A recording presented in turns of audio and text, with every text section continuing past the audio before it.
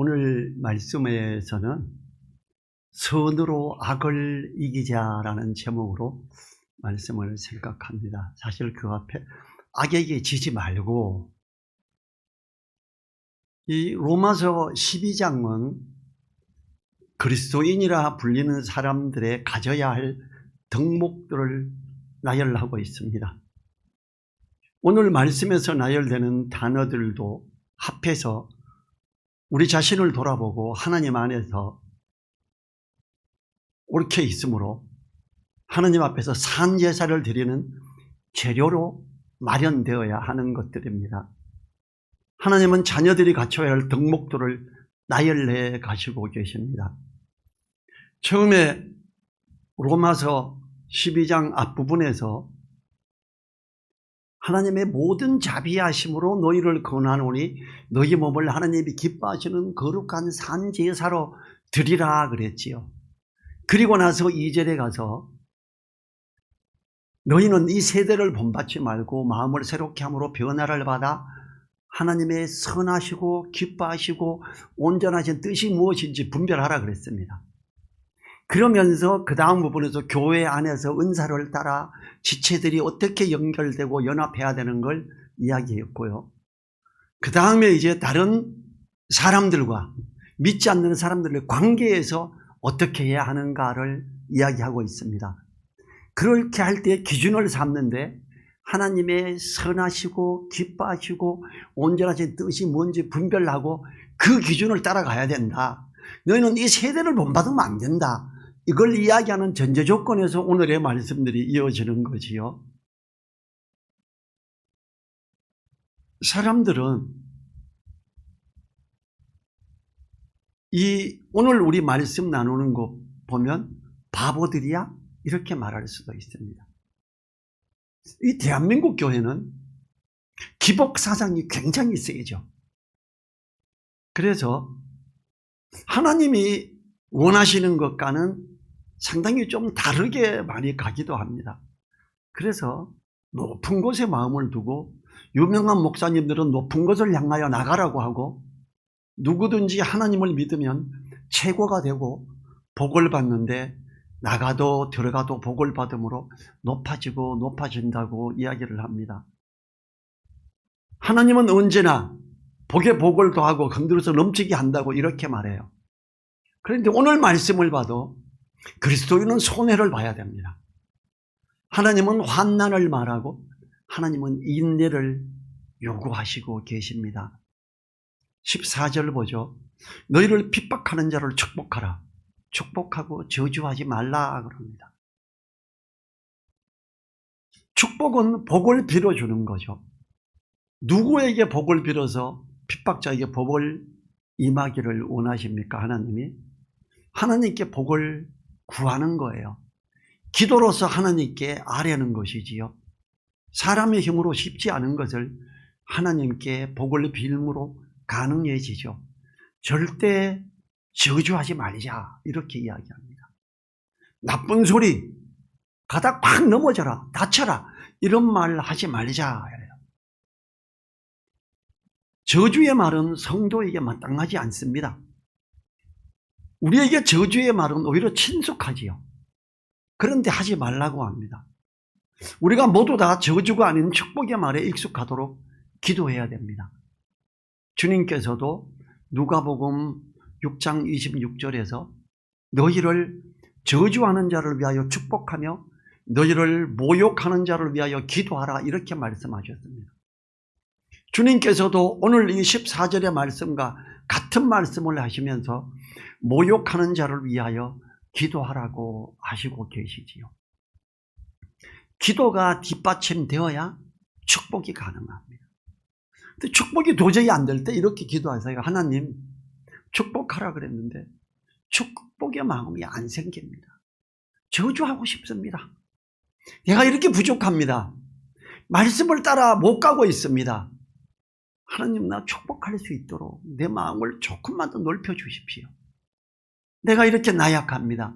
이렇게 고백하면 너무 감사하죠. 복 주십시오 이런 기도가 아니고 내가 이렇게 부족합니다. 나는 왜 저주를 하고 싶을까요? 핍박하는 자를 축복하라 그랬는데 그게 잘 안 됩니다. 하나님, 그게 될 수 있도록 도와주십시오. 이렇게 애통해야죠. 나를 보고 애통해할 때 애통하는 자는 복이 있죠. 15절을 보죠. 갑자기 분위기가 바뀝니다. 즐거워하는 자들로 함께 즐거워하고 우는 자들로 함께 울라. 사랑은 결코 다른 사람들의 기쁨이나 고통과 멀리 떨어져 있지 않습니다. 사랑은 그들과 동일화되며 함께 노래 부르고 함께 고통받는 것이지요. 하나님의 사람은 함께하는 사람입니다. 주님이 사람들을 책망할 때 같은 말씀을 사용하십니다. 제가 이제 이 동네에서도 조상이 나면 전혀 모르는 사람일지라도 알면 찾아갑니다. 거기서 부의금도 내고 인사하고 나와요. 우리는 우는 자들로 함께 울어야 됩니다. 잔치집에는 혹시 안 갈지 몰라도 잔치집도 웬만하면 가십시오. 잔치집과 조상집에 같이 있으면 조상집을 가야죠. 지혜자의 마음은 조상집에 있다, 이렇게 성경이 말하고 있기 때문이지요. 주님 안에서의 사랑은 다른 지체들과 공감하는 것에서 출발합니다. 마태복음 11장 17절에서 가로되 우리가 너희를 향하여 피리를 불어도 너희가 춤추지 않고 우리가 애곡하여도 너희가 가슴을 치지 아니하였다, 이렇게 주님이 함께하지 않음에 대한 책망을 한 경우가 있습니다. 마음과 뜻을 같이 해서 함께 아파하고 함께 즐거워하는 것이 얼마나 중요한지 모릅니다. 우리나라는 이상한 속담이 있죠. 사촌이 땅을 사면 배가 아프다. 저는 그거 어릴 때도 이해 못했어요. 사촌이 땅 사면 좋지. 조금 더 부자 되면 그 집에서 뭐 하나 얻어먹을 것도 있을 거고 축하하고 좋아하고, 내 사촌이 가난하게 살아서 내인데 손 벌리는 것보다 내 사촌이 더 잘 살고 같이 축하해 준다면 얼마나 좋을까. 하나님은 사촌이 땅 사면 배 아파하지 않고 땅 사면 즐거워하고 축복해 주는, 야 잘했다, 이렇게 하기를 원하시지요. 만일 마음을 같이 하고 함께 아파하고 함께 즐거워하는 것이 우리에게 이것이 없다면 우리는 너무 메말라 있는 사람들입니다. 또한 주님을 향하여 멀리 있는 사람이기도 합니다. 하나님은 지체들이 함께 즐거움을 나누기를 원하십니다. 승리의 간증을 통해 함께 즐거워하며 어려움이나 애통함을 나눌 때 함께 아파하면서 기도해 주고 하길 원하십니다. 얼마나 중요한 덕목인지 모릅니다. 이걸 꼭 하셔야 됩니다. 이제 16절 넘어갑니다. 서로 마음을 같이 하며 높은 데 마음을 두지 말고 도리어 낮은 데 처하며 스스로 지혜 있는 채 말라 그럽니다. 즐거워하는 자들로 함께 즐거워하는데, 사람들이 막 즐거워하는데 품위가 너무 낮게, 그럴 때 그 같이 즐거워하면 창피할 것 같은, 그럴 수 있죠. 믿는 사람이 안 믿는 사람들이 막 즐거워하는 것이 품위가 너무 떨어지는 이런 것들로 할 때 가까이 하기 싫을 때가 있습니다. 그런데 그때도 우리는 어때 돼요? 마음을 좀 더 열고 함께 즐거워해 줘야 됩니다.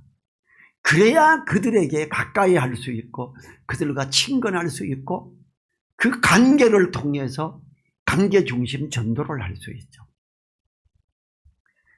그래서 16절에서는 서로 마음을 같이 하며 높은 데 마음을 두지 말고 도리어 낮은 데 처하며, 내 품성을 좀 더 낮춰봐라. 내가 어떻게 저렇게 찌질한 모습으로 즐거워하지? 아니, 그냥 같이 찌질한 모습으로 즐거워하라는 거예요. 높은 데 마음 두지 말고 낮은 채 하며 스스로 지혜 있는 채 말라고 합니다. 서로 마음을 같이 하며 서로를 향하여 마음을 같이 하는 것이 필요합니다. 당연한 것을 제안할 때도 질투를 부리고 마음을 합력하지 않는 경우가 있지요. 마음을 나누고 결이 합력하지 않는다면 그것은 정말 못난 것입니다. 저는 교회에서도 이런 모습을 여러 번 봤습니다. 좀 마음에 안 들어하는 집사님이나 권사님이 어떤 걸 아이디어를 내면 아유 저게 뭐야 또 잘난 척이나 하고 이렇게 말하는 걸 봤어요. 그럼 너무 안타깝죠. 왜 저래야 될까? 우리는 어떤 걸 이야기할 때 서로 마음을 같이 하며 그거보다 좀 더 진전된 걸 해야 되는데 왜 아직도 저기에 있지? 이럴 때 내가 마음이 더 앞서 갔을지라도 뒤로 물러나서 같이 맞습니다. 같이 하겠습니다. 이렇게 해야 되는 거죠. 한 마음을 품는 것, 그것은 하나님의 뜻을 따르는 것입니다. 하나님의 선하시고 기뻐하시고 온전하신 뜻이 무엇인지 분별해야 됩니다. 하나님은 그렇게 하랍니다. 빌립보서 2장 2, 3절에 마음을 같이하여 같은 사랑을 가지고 뜻을 합하여 한 마음을 품어 아무 일에든지 다툼이나 허용으로 하지 말고 오직 겸손한 마음으로 각각 자기보다 남을 더 낮게 여기고. 믿음 안에서 신앙의 막 초보자가 어떤 걸 막 아이디어를 제안할 때 아유 그거 너무 초짜가 하는 그건데 이럴 때 오히려 그를 나보다 낮게 여기고 더 높게 여기고 내 마음을 낮추어서 그래 잘한다 알았어 같이 할게 이렇게 해주라는 거예요. 마음을 같이 할 때 필요한 거는 첫째 사랑을 가져야죠. 야 아름답다. 우리 애기가 말 배우면서 말도 못하고 막 우줍지 할 때도 아이고 잘한다. 처음 움직일 때 조금 웅글거리고 기기만 해도 야 잘한다. 뒤집기만 해도 잘한다. 비틀거리고 한두 발자국 가도 아이고 잘하네 그러죠. 똑같아요. 믿음 안에서 거듭난 어떤 신앙의 초보자들이 아주 초라한 어떤 제안을 할 때에도 야 잘한다.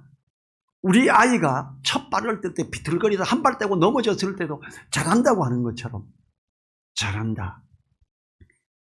애가 이제 발걸음 되는데 야 나 달리기 100m 내가 12초 때 껐는데 너 그 뭐냐 너 언제 잘 달릴래? 이게 사랑이에요? 아니잖아요. 마음을 더 낮춰서 아이고 우리 아들이 우리 딸이 첫 걸음을 떼었다. 이야 좋다 이래야죠. 마음을 같이 하며 높은 데 마음을 두지 않아야 돼요. 그래야 함께 할 수 있죠. 둘째 뜻을 합하고자 해야 됩니다.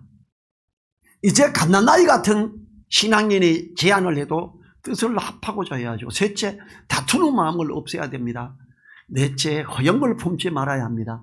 다섯째 겸손한 마음을 가져야 합니다. 여섯째 의견을 제시하는 상대를 높게 여겨야 됩니다. 앞에 6가지 빌립보에서 말하는 서로 마음을 같이 하는 방법이죠. 높은 데에 마음을 두지 말고 도리어 낮은 데 처하며 스스로 지혜 있는 채 말라. 신사인 척하는 것은 나쁜 교만 가운데 하나입니다. 그거 이미 다 아는 거야. 왜 그렇게 수준 낮은 걸 제안해? 이러면 안 되죠. 귀하구나. 정말 귀하구나. 이제는 저런 제안을 할 때가 됐네. 너무 감사하네 이래야죠.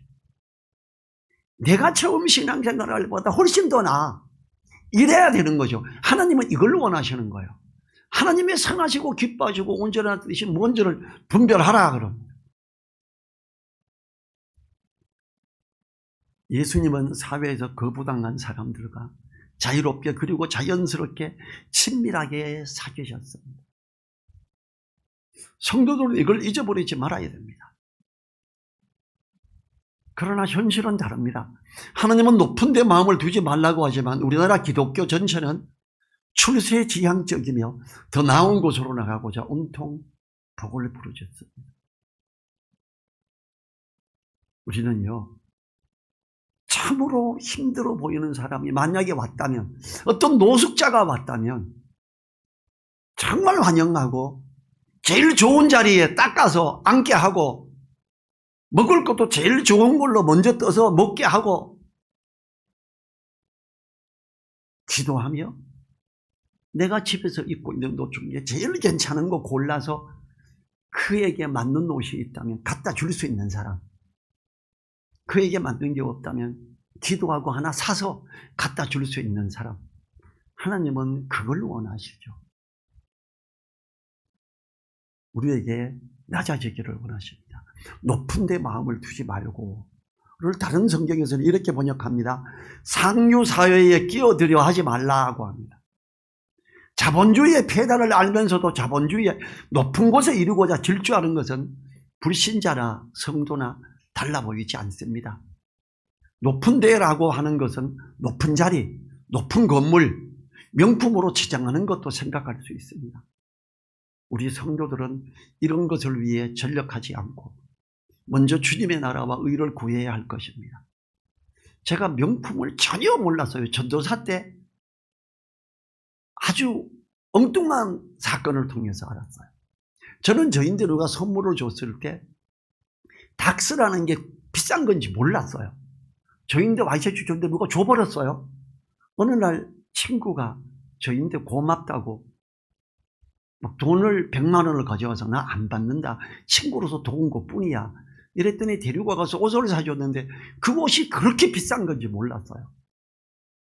저는 바지 하나에 40~50만 원 가는지 전혀 몰랐습니다. 바지를 입고 윗옷을 입고 이랬는데 누가 명품을, 제가 아는 명품을 비싼 걸 입고 왔어요. 그렇게 너무 명품을 입으면 어떡합니까? 근데 그분이, 집사님이 전도사님 때인데 전도사님 입은 것도 만만치 않은 것 같은데 뒤에서 이렇게 보더니 비싼 거 맞잖아요.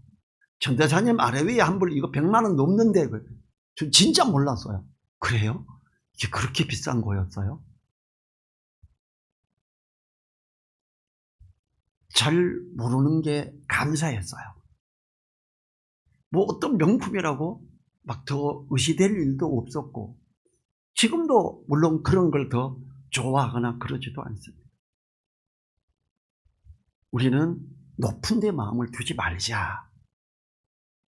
자, 17, 18절 넘어갑니다. 아무에게도 악으로 악을 갚지 말고 모든 사람 앞에 선한 일을 도모하라. 할 수 있거든. 18절 너희로서는 모든 사람으로 더불어 평화하라. 처음 말씀하고 이제 다시 맥락을 같이 하고 있지요. 핍박하는 자를 축복하라. 저주하지 말라 그러고 지금 11절에서 아무에게도 악으로 악을 갚지 말고, 이 말씀을 악을 행하는 것을 금하는 겉면인 동시에 선한 일을 행하지 않는 것이 결코 옳지 못하는 것을 강조하고 있지요. 우리들의 삶이 단순히 악을 멀리하고 악을 배격하는 것과 같은 소극적인 삶에 그쳐서는 안 되고 오히려 적극적이며 능동적으로 선한 일을 찾아 나서는 선을 행해야 한다는 것입니다. 적극적으로 선을 행하는데 나 혼자가 아니라 사람들과의 관계에서 그렇게 해야 하는 겁니다.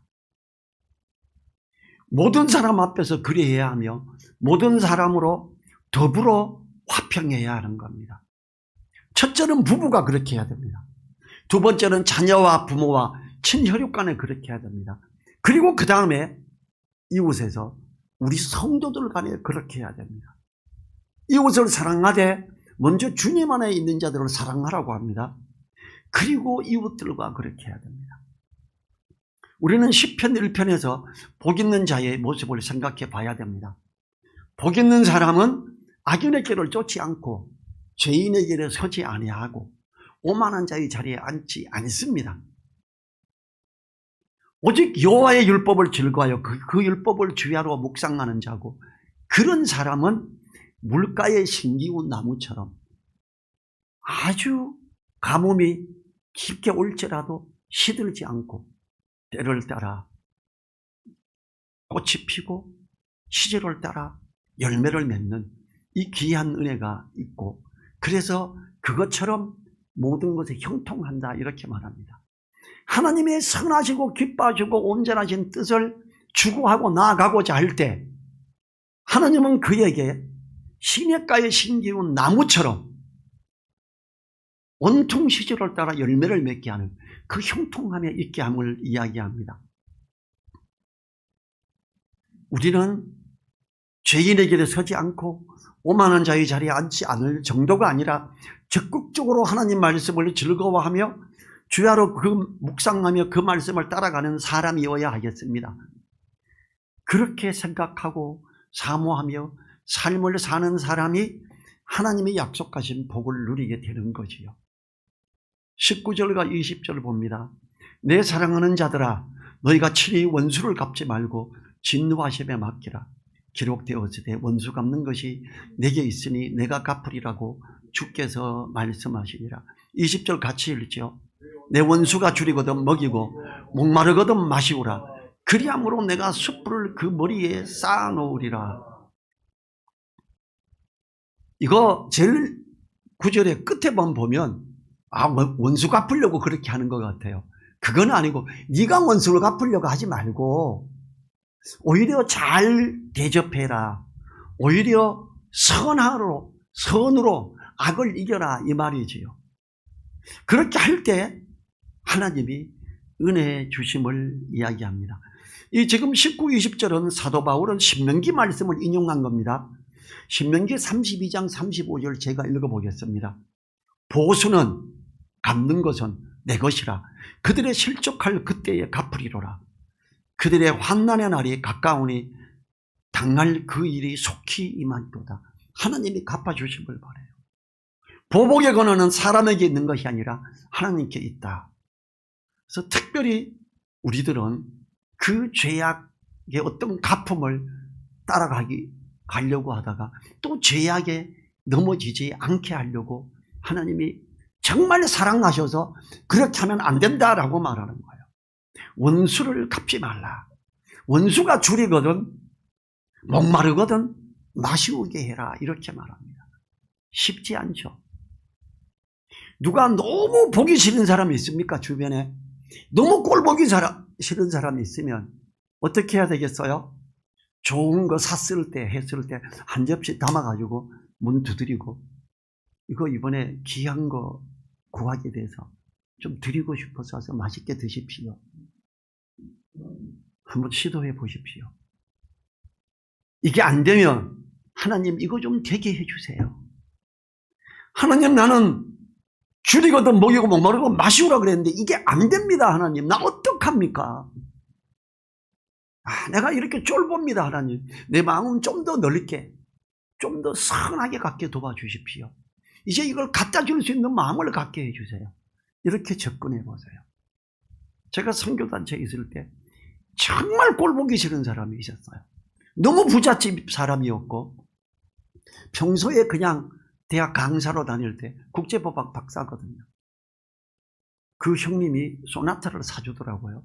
얼마 있다 결혼할 때 가니까 이 선배는 돈 못 벌어요. 그런데 곧바로 그랜저로 결혼했으니까 그랜저 사야지 딱 해줘요. 그러면서 그때 결혼을 하기 전에 아파트를 한 채 딱 사주더라고요. 굉장히 부유한 집이에요. 설교를 하는데 너무 마음에 안 들게 하는 거예요. 그래서 굉장히 친한 사람이에요. 너무 미웠어요. 지난번에도 한번 예를 들었지만 저는 그런데 미워하면 안 되잖아요. 기도하면서 하나님 내가 저 형이 자꾸 미워지는데 어떡합니까? 이걸 어떻게 해결할까요? 기도하다가 전화를 했어요. 형 오늘 저녁에 영집에 가서 밥 먹고 싶어. 그냥 형수님이 이렇게 안 하고 친하고 다 잘 알아서 자매님 보고 밥 준비해달라 그래요. 그 자매님은 쫄았대요. 제가 입맛이 까다롭기로 유명했거든요. 그 선교단체에서. 큰일 났다. 전평철 행정이 너무 못하면 한마디 딱 하는데 막 엄청 신경 써서 준비했대요. 한 번 가서 밥을 먹고 교제하고 마음이 안 풀려요. 또 갔어요.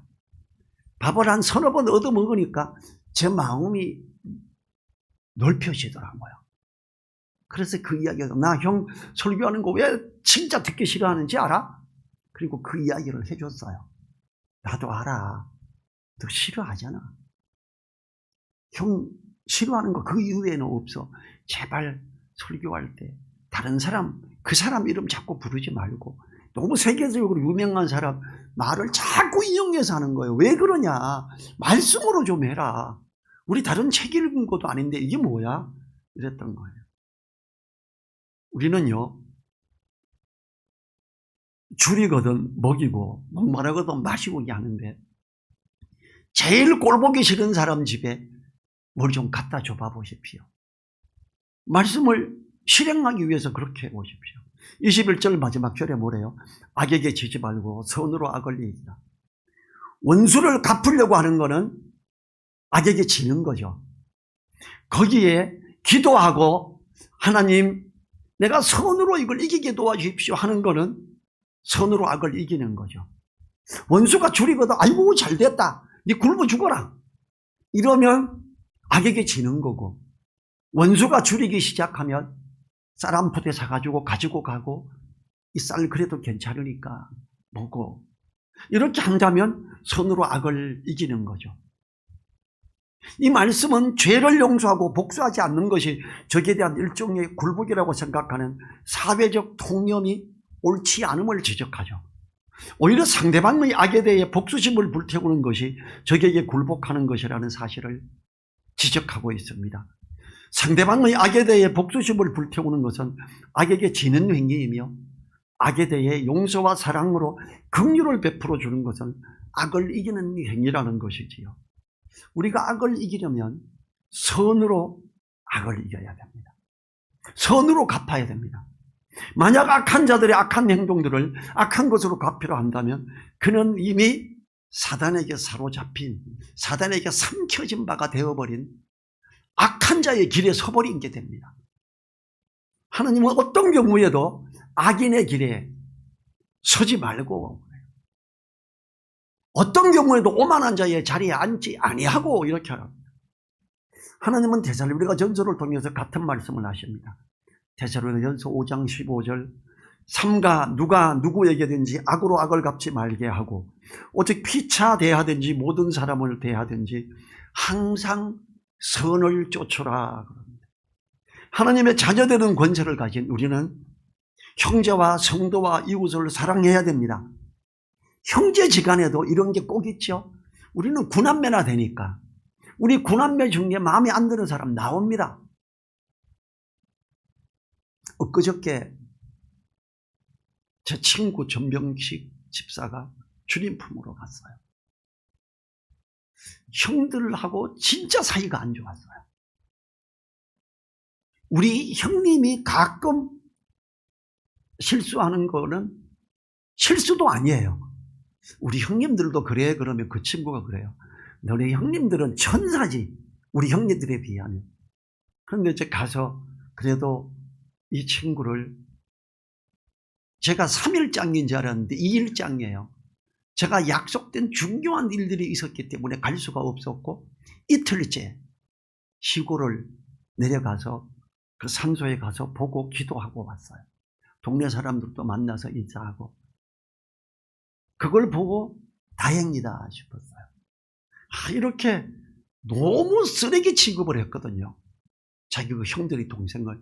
근데 넓은 묘지를 하고 거기다가 화장을 해서 평묘를 하고 비석을 이렇게 만들어서 글자를 새겨서 해놨더라고요. 그리고 이 아이 얘만 평가절하한 거냐? 아니라 자기 형제들이 다 이렇게 형들이 셋인데 셋 다 교장 출신이에요. 그렇게 해서 이렇게 의결을 해서 그 땅을 파고 이제 평묘지 형제들 사형제가 다 할 자리를 마련해 놨더라고요.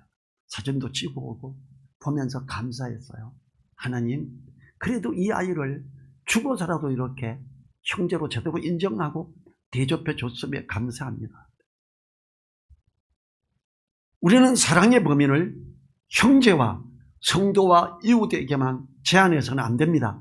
우리를 핍박하고 저주하는 원수라고 할 수 있는 사람들까지도 사랑해야 됩니다.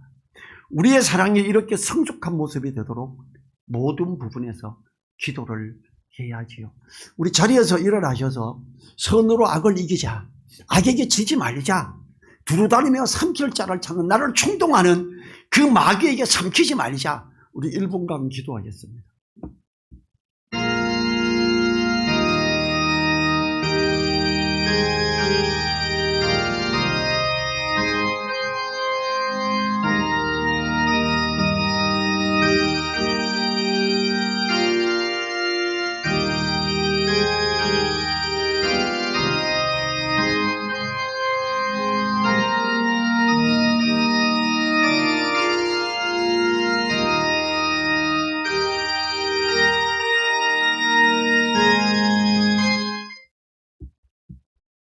주님 감사합니다.